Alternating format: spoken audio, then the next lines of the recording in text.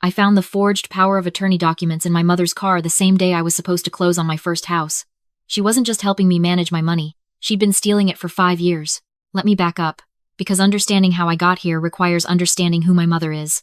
Not the version she shows the world, the successful real estate broker in our small Oregon coastal town, the woman everyone calls a saint for taking care of her troubled daughter. The real version, the one who's been systematically destroying my life while convincing everyone, including me for far too long, that she was saving it. I'm Natalie, 28 years old, graphic designer. Or at least, I'm trying to be. My mother, Patricia, has made sure that trying is all I've ever been able to do. Growing up, I thought every mother was like mine, intensely involved, always present, making every decision. When I was 17 and got into Rhode Island School of Design, she cried for 3 days. Not happy tears. She said I was abandoning her, that RISD was too far, that I wasn't ready, that I'd fail and come crawling back, humiliated. She helped me write an email to decline the acceptance. I watched her hit send. Instead, I went to the community college 40 minutes from home. Lived at home. Worked part-time at her real estate office, doing graphic design for property listings. She paid me in cash. Under the table. Better for taxes, she said. I believed her. When I was 23, I got engaged to Marcus. Sweet guy. Teacher. Loved hiking. My mother took me to lunch and spent 2 hours explaining, very calmly, very rationally, why he was wrong for me. She had a spreadsheet. Actual columns. Financial stability. Family background. Long-term compatibility. She'd researched his family. His father had been laid off twice. His sister had been divorced. Patterns, she said. You don't see them because you're young. But I do. And I love you too much to let you make this mistake. I broke up with Marcus that night. He was confused, hurt. I couldn't explain it in a way that made sense because it didn't make sense, even to me. 2 years ago, I finally did it. I moved out. Got my own apartment in Portland, 3 hours north. My mother cried. Said I was breaking her heart. Said she'd given up everything for me, her own design career, her social life, her happiness, and this was how I repaid her. But I went anyway. For the first time in my life, I had my own space, my own life. I started freelancing. Small jobs at first, local businesses, then bigger clients. I was good, really good. And I was building something that was mine. 6 months ago, I landed it. The contract I'd been dreaming about. A full brand redesign for a Portland-based tech startup. $50,000. More money than I'd ever seen in my life. Enough for a down payment on a house. Enough to feel like a real adult. A real designer. A real person. I was so happy I called my mother. That was my first mistake. She was thrilled. Genuinely thrilled, it seemed. She drove up to Portland that weekend to take me to dinner. We went to this nice Italian place downtown. She ordered champagne. She toasted me. She said she was proud. She said she'd always known I had talent, that she'd sacrificed so much to help me develop it. And now look, it was all paying off. Then she said, "You'll need help with the contract, legal review, tax planning. I have a friend, Robert Chen. He's a business attorney. Handles contracts like this all the time. Let me connect you." I hesitated. Not because I suspected anything, but because I wanted to do this myself. Prove I could. She must have seen it on my face because she leaned forward, put her hand over mine. "Natalie, sweetheart, I know you want to be independent. And you are. You got this contract all by yourself. I'm so proud. But signing a $50,000 contract without legal review? That's not independence. That's recklessness. Let me help you with this one thing. Please. For my peace of mind." So I did. Robert Chen seemed legitimate. Professional office in downtown Salem. Good reviews online. He reviewed my contract. Said it looked solid. Then he said, "For a contract this size, you'll want to set up an LLC. Liability protection. Tax benefits. I can handle the paperwork if you'd like." I didn't know anything about LLCs. I said yes. He had me sign a stack of documents. Formation papers. Banking authorizations. A power of attorney standard for business arrangements, he assured me. Just gives your registered agent authority to handle administrative tasks while you focus on the actual design work. I signed everything. I trusted him. Why wouldn't I? My mother recommended him. The contract was finalized. The client transferred the first payment, $25,000. Half up front, half on completion. I checked my bank account obsessively for 3 days. The money never showed up. I called Robert Chen. He seemed confused. Said the payment should have gone to the LLC business account, not my personal account. He'd set it up specifically for this purpose. He gave me a login for the business banking portal. I logged in. The account showed a balance of $0.13. I called him back. He didn't answer. I called my mother. She didn't answer either. I drove to Salem. To Robert Chen's office. The building was there. The suite number was right. But the office was empty. Completely empty. A for lease sign in the window. That's when I started to panic. I went to my mother's house. Her car was in the driveway. A silver Lexus. Immaculate. As always. I tried the front door. Locked. I still had my old key. I used it. "Mom?" I called out. No answer. Her purse was on the kitchen counter. Her phone was next to it, face down. I picked it up. No passcode, she'd never bothered with security. A text message was on the screen, from a number saved as RC. She's asking questions. Stick to the plan. Documents are in the car. My hands started shaking. I went to her car. It was unlocked. She always left it unlocked in her own driveway. The glove compartment had a manila folder. Inside, copies of the LLC formation documents, copies of the power of attorney I'd signed, and something else. Something I hadn't signed. A document dated 6 years ago. A power of attorney, giving Patricia Morrison, my mother, complete financial authority over Natalie Morrison. My signature at the bottom. Except it wasn't my signature. It was close. Very close. But the loop on my N was wrong. The slant was too steep. She'd forged it. Underneath that, bank statements. Not from the LLC account. From a personal savings account in my name. An account I'd never opened. Deposits going back 5 years. Small amounts at first. Then larger. Payments from clients I'd worked with. Payments I'd never received. She'd been intercepting my income. For 5 years. Every time I'd invoiced a client from my mother's office. Before I moved out. Every time I'd worked with someone she'd connected me with. The money had gone to this account. An account she controlled. The total, according to the most recent statement, $147,000. My entire adult life's work. Stolen. I heard the front door open. Footsteps. My mother's voice. "Natalie? Sweetheart, what are you doing here?" I walked back inside. Held up the folder. "What is this?" She looked at the documents. Her face didn't change. Calm. Rational. That same expression she'd had when she explained why I shouldn't go to RISD. Why I shouldn't marry Marcus. Why I needed her help with everything. "Oh, honey. I can explain. You forged my signature. I protected you." She sat down at the kitchen table. Gestured for me to sit too. I didn't. When you were 22, you had that bad bout of depression. Remember? You weren't thinking clearly. You were talking about dropping out of school. Moving to California with that musician you'd been seeing. I was terrified you'd make decisions you'd regret. So I had a lawyer draw up a POA. Just temporary. Just until you were stable. I never signed this. You were in a fragile state. I didn't want to upset you with paperwork. I thought it was better to just handle things quietly. For 6 years? Because you kept making reckless choices. Moving to Portland without a stable income. Freelancing instead of getting a real job. Dating men who were completely wrong for you. Someone had to protect your future. By stealing my money? Her face hardened. Just slightly. Just enough that I saw it. I didn't steal anything. I managed it. Do you know what you would have done with $150,000 at 23? You would have wasted it. Spent it on that musician. Or blown it on rent in some expensive city. I saved it. For you. It's still your money, Natalie. I'm keeping it safe until you're ready. I'm 28 years old. And you're still making the same impulsive decisions. This contract? Do you even understand the tax implications? The liability exposure? I'm helping you. Like I always have. Where's my $50,000? In the business account. Where it should be. Where it's protected. Robert Chen's office is empty. She blinked. Just once. He must have moved. I'll get you his new contact information. There is no Robert Chen. Is there? Silence. Is there? There is. He's a colleague. He's helping us structure this properly. Show me the business account then. Right now. Show me my money. It's not that simple. There are tax withholdings. Business expenses. Setup fees.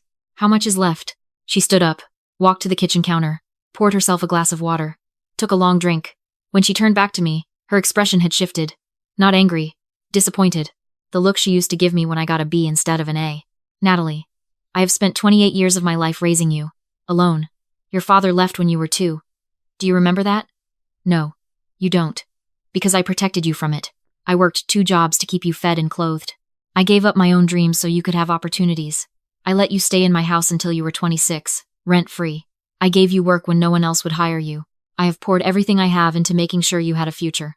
That doesn't give you the right to, and you have never once been grateful. Never once said thank you. You moved out without warning. You barely call. And now you're accusing me of theft? Me? Your mother? The only person who has ever really loved you? The room was spinning. This was the pattern. I'd seen it 1,000 times. I'd say something she didn't like. She'd make it about her sacrifice, her pain, her love, and I'd end up apologizing. Not this time. I want my money back. All of it. The $147,000 from the old account. The $50,000 from the contract. All of it.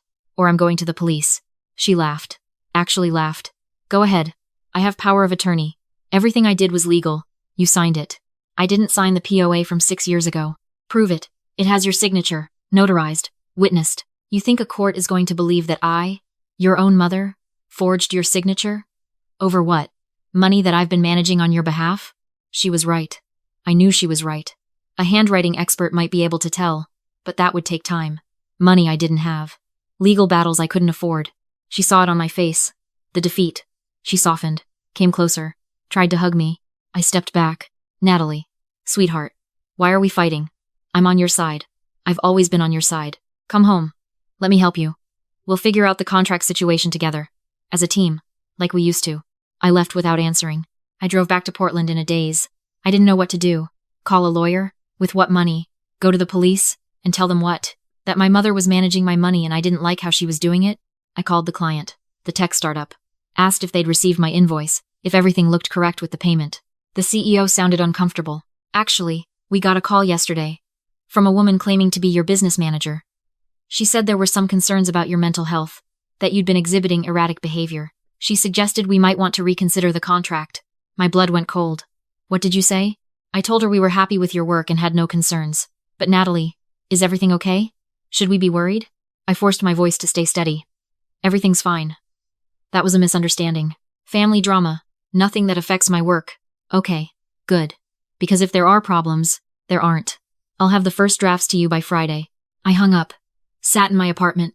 Stared at the wall. She'd called my client. She was trying to sabotage me. Again. Like she'd sabotaged Rizdi. Like she'd sabotaged Marcus. Like she'd sabotaged everything. My phone rang. My mother. I didn't answer. She called again. Again. Again. Then a text. We need to talk about your behavior. You're not well. I'm coming to Portland tomorrow. Don't make me involve a medical professional. Another text. I'm your mother. I love you. Why are you doing this to me? Another. Fine. If you won't talk to me, I'll talk to your landlord. Someone needs to know you're having a crisis. I turned off my phone. I couldn't sleep. I kept thinking about the documents in her car. The forged POA. The bank statements. The pattern going back 5 years. Then I thought about something my friend Jessica had said once. Jessica worked as a paralegal at a family law firm. We'd had coffee a few months ago, and I'd mentioned, casually, that my mother was a bit controlling.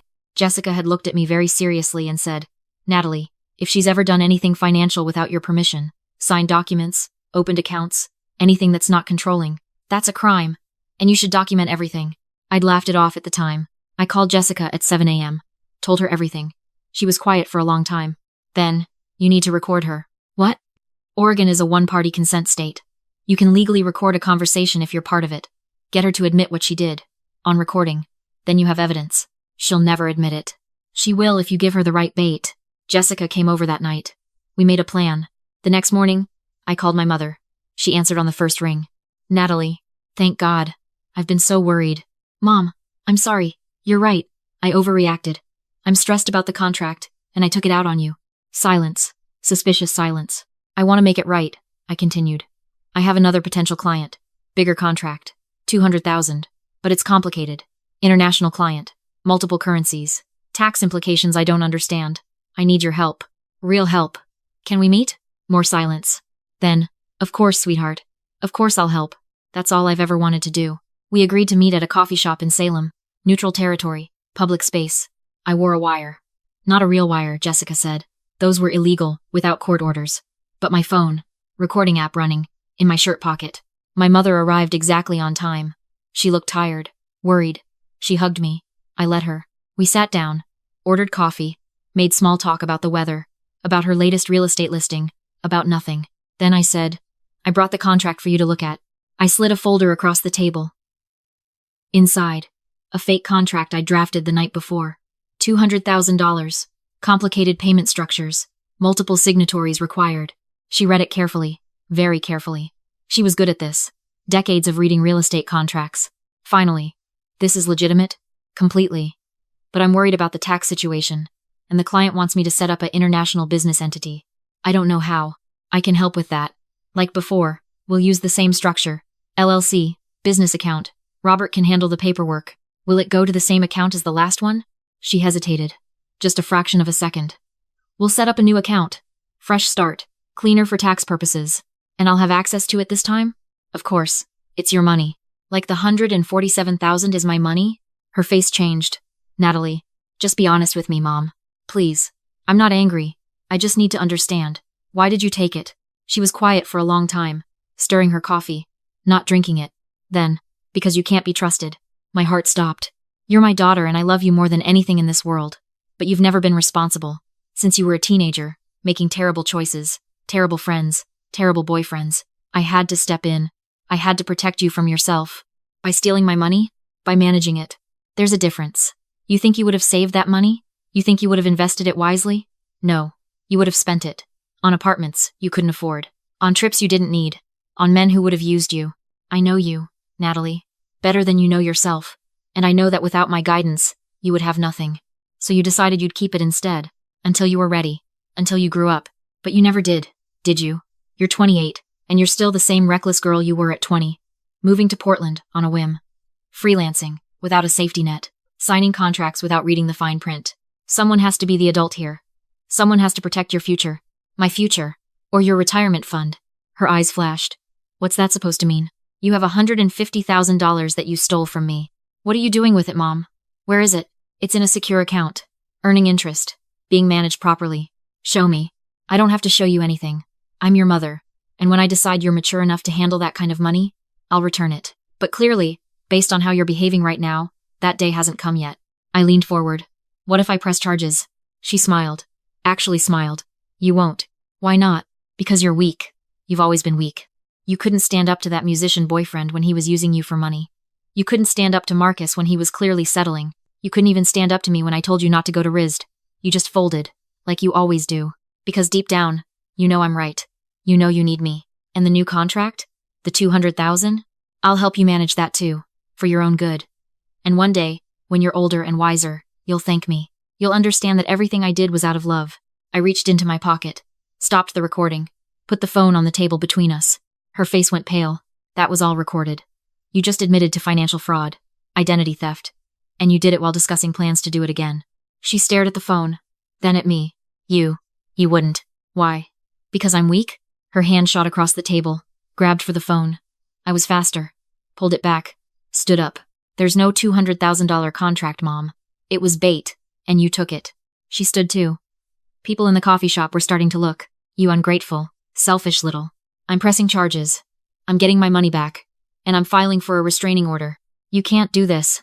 Watch me. I walked out. My hands were shaking so hard I could barely hold my keys. But I got in my car. Drove straight to the police station. I filed a report. Gave them the recording. Gave them the forged documents. Gave them the bank statements. The detective who took my statement was a woman in her 50s. She listened to the recording. Read the documents. Then she looked at me and said, "How long has this been going on?" 5 years that I know of. Maybe longer. She nodded slowly. "I'm sorry this happened to you. We'll investigate. But I need you to know, these cases can be complicated. Especially when it's family. Especially when the perpetrator is a parent. Juries don't like to believe that mothers do things like this. I know. But we'll do everything we can." They arrested my mother 3 days later. She was at her office, showing a house to clients. The police walked in with a warrant. She went quietly. Calm. Dignified. Crying just enough to seem sympathetic. She made bail within hours. Then the calls started. Not from her. From everyone else. Her friends. Our neighbors. People from church. All saying the same thing. How could I do this to my own mother? She'd sacrificed everything for me. She was just trying to help. I was being vindictive. Ungrateful. Cruel. Only one person believed me without question. Jessica. She helped me find a lawyer. A good one. Sarah Kim. Specialized in elder abuse and financial exploitation. Said she'd seen cases like mine before. Too many of them. The legal process took 8 months. 8 months of depositions. Court appearances. My mother's lawyer arguing that she'd had my best interests at heart. That the power of attorney was legitimate. That this was a family dispute, not a criminal matter. My lawyer presented the evidence. The forged signature. The recording. The pattern of control and manipulation going back years. In the end, they offered my mother a deal. Plead guilty to forgery and financial exploitation. Return all the money. 2 years probation. No jail time. She took it. I got a check for $197,000. The original $147,000, plus the $50,000 from the contract, minus legal fees and restitution processing costs. The restraining order was approved. My mother can't contact me. Can't come within 500 feet of me or my home. I haven't spoken to her since the day of her arrest. People ask me sometimes if I feel guilty, if I regret pressing charges, if I've considered reconciling. The answer is no. Because here's what I've learned. Some people will clip your wings and call it protection. They'll steal your future and call it love. They'll manipulate every aspect of your life and genuinely believe they're helping you. And the world will believe them.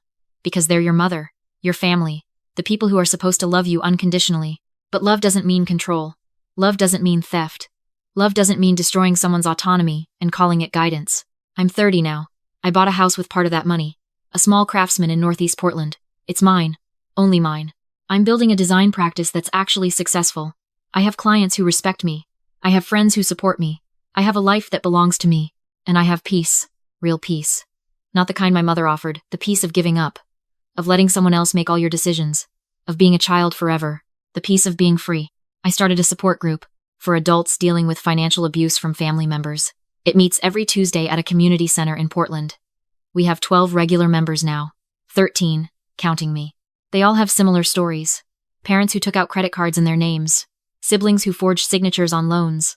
Spouses who controlled every penny. Family members who genuinely believed they had the right to someone else's money because they loved them. We share strategies, legal resources, emotional support, and we remind each other of the thing that's hardest to remember when the person hurting you is family. You're not abandoning them. You're choosing yourself. Blood doesn't make someone safe, and DNA doesn't give anyone the right to destroy your life. My mother sent a letter 3 months ago. It came to my lawyer's office. She couldn't send it to me directly because of the restraining order. Sarah asked if I wanted to read it. I said yes. It was 4 pages long, handwritten, her perfect, elegant script. It said she forgave me, that she understood I was confused, that I'd been manipulated by bad influences, Jessica, Sarah, the so-called support group, that when I was ready to apologize and rebuild our relationship, she'd be waiting, that she still loved me, that she always would, that she was my mother. And nothing could change that. I read it once. Then I shredded it, because she was right about one thing. Nothing can change the fact that she's my mother, but everything has changed about what that means to me. I'm not her daughter anymore. Not the version she wanted. The obedient girl. The one who needed saving. The one who would never leave. I'm just Natalie, 28 years old. Designer, homeowner, survivor. And I'm finally free. If you're reading this and you recognize something in this story, if you have someone in your life who loves you like a cage, who helps you like a chain, who protects you by cutting off every possibility of flight, please know this. You're not crazy. You're not ungrateful. You're not wrong. And you deserve better. Cut the cord. Choose yourself. It won't be easy. There will be people who don't understand, who think you're cruel, who believe that family is everything and you should forgive anything. Let them think it, because your life belongs to you, not to the people who gave it to you, not to the people who claim to know better, not to anyone who would rather see you small and controlled than free and thriving. Your life belongs to you. Take it back. I'm Natalie. And I'm not my mother's daughter anymore. I'm my own woman, and that's the only thing that matters.